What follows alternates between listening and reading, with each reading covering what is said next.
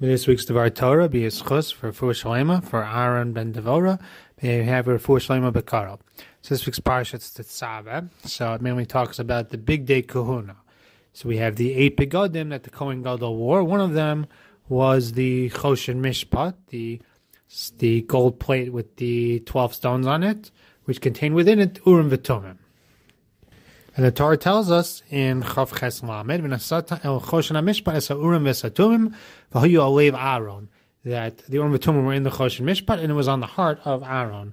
So Rashi earlier in Shemos in Daled Yud Daled brings V'rocha v'samach b'liba, that Aharon HaKohen was Sameach at seeing the good fortune of Moshe Rabbeinu, that Moshe Rabbeinu was chosen to be the leader of the Jewish people. Not like you would have thought that he would be very upset, or at least some level he would have some resentment that Moshe was elevated above his older brother, but Aharon was Sameach with a complete Lev. Because of that, he was Zoche to the Eidei HaChoshen, which are Al HaLev. Zoche to the Choshen Mishpat on the Lev. The Makor is from a Medrash. Rav Shimon ben Rabbi Yossi says, the Lev is Sameach, the Lev that was Sameach and the God was Achiv, should wear the Urim Vetumim that was Al Lev Aharon.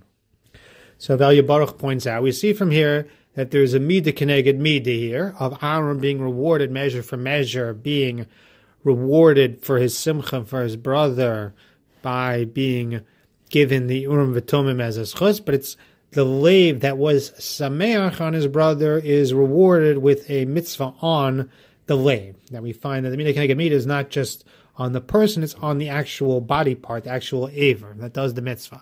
So it brings that, we find this in the Yalkut Shimoni, that Yosef was given rewards, Mishalon Nosnulo, says the Yalkut Shimoni, that the mouth that didn't kiss Avera, Api Chayisha Koami, his mouth was blessed that it would be leading the nation.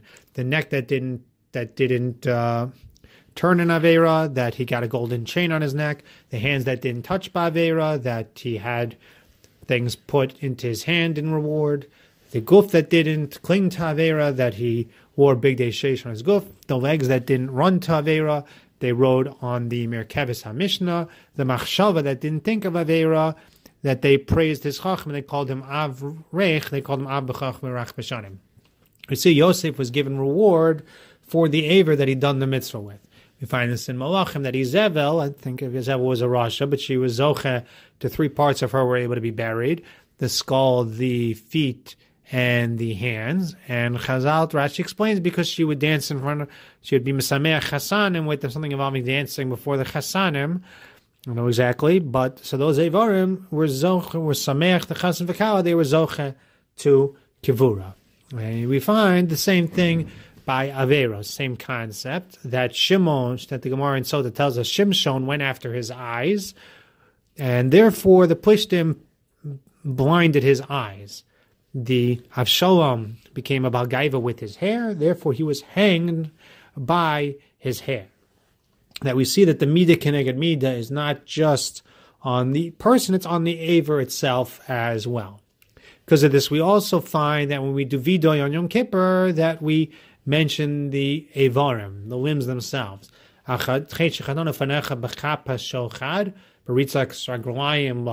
mention the hands that accept bribes, we mention the running of the feet, we mention the Avera, that the aver is the aver and the Avera connection. We find that all over Tfilas Zaka. So Rav Elya Baruch doesn't get into the why this is the way the system works. Was thinking about it, we do find a concept that the 365 mitzvahs and the Shesagid and the 248 losas says correspond to Shesagid Avramach Evarav, that they correspond, each mitzvah and avera corresponds to a specific part of the body. I'm not sure that that has anything to do with this concept, though. Could be just the power of our mitzvahs and averos, that they have a hashpah, and they have a hashpah on the person. They have the hashpah on the specific aver that does the mitzvah or does the avera. Could be just the power of a mitzvah and avera that it affects the physical world.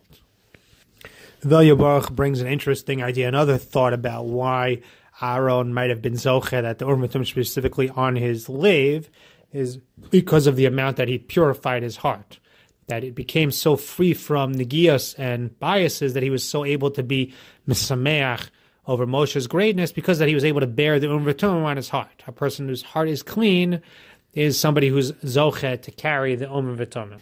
Because Rav Chaim Shmulevitz said an idea that it's only a heart that is so purely able to feel the feelings for another, to be Sameach in his greatness without it bothering him on any level, that kind of a heart is fit to accept answers from the Urim Vetumim.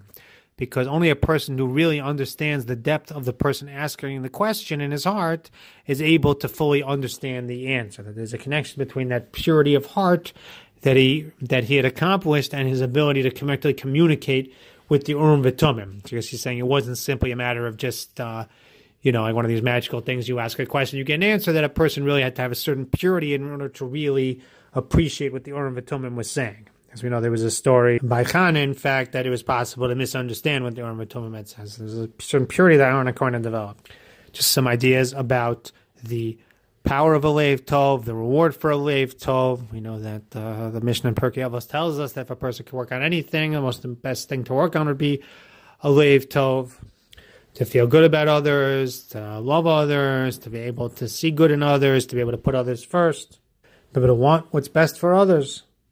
Maybe be able to think about what a Lev Tov means, what it means to be less selfish, what it means to be more compassionate and caring, and being able to be Sameach for others, maybe able to develop those Midahs in the path of Aharon HaKohen, and be zoche in this man of Purim, this man of Simcha, to build up that Lev Tov, to be able to Sameach with others and feel good with others, and be zoche to all the greatness that comes from that. Have a wonderful Shabbos and a Freilichen Purim.